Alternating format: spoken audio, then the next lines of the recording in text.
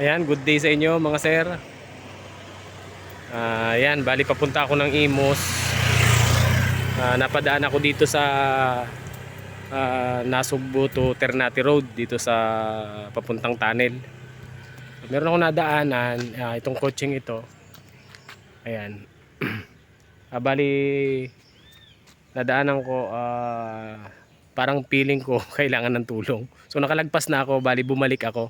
At ayun nga, na-confirm natin na kailangan talaga ng tulong. So mahirap masiraan sa ganitong lugar. Ayan. Bali ang nangyari kasi, napudpud yung kanyang mga gulong. So yung apat na gulong niya halos pudpud tong mga to. So siguro hindi nila na check. At ayun, napag-abutan nga sila dito. So wala silang gamit. Yung gamit nila yung jack mataas. So hindi siya pang kotse. So buti na lang meron akong jack na maliit. So ayun, tulong-tulong ko na, naglagay ako ng jack stand doon para in case na bumagsak yung jack natin. So ayan. So paalala lang guys sa mga bumabiyahe, check nyo mga gulong nyo, kagaya nito, maninipis na. Yung nasa hulihan niya kalbong-kalbo na rin. So hindi na pang malayuan to. Dapat hindi na to ibinabiyahe ng ganito kalayo. From Imus pa to eh. Itong coaching to galing pang Imus. So bali nakarating siya dito sa may Nasugbu.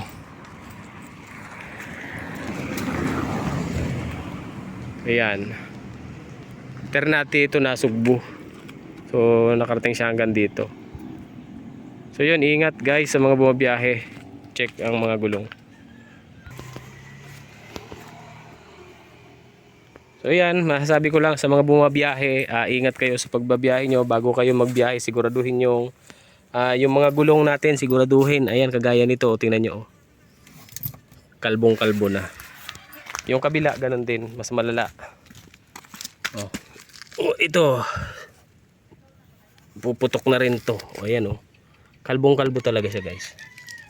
Ayan. Ayan, ilalim mo. Sayang ang gulong pagka ganito, hindi kailangan ipakamber.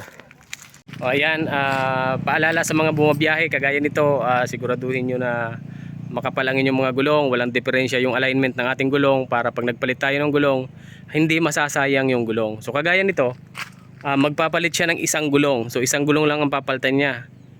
Ang mangyayari, masasayang yung gulong niyang yon. Kasi may mapupudpud dito dahil wala sa alignment, lahat yan masisira yung gulong. So ayun, yun lang guys. Dapat pag magpapalit kayo ng gulong, pag sabay-sabayin nyo na, diretso nyo na sa camber, palitan nyo na ng mga bushing, yung lower arm, upper arm. So yun lang. Sana nakatulong sa inyo ang video ito guys. Ayan, sa mga biyahero, ayan, paalala, ayun. Okay.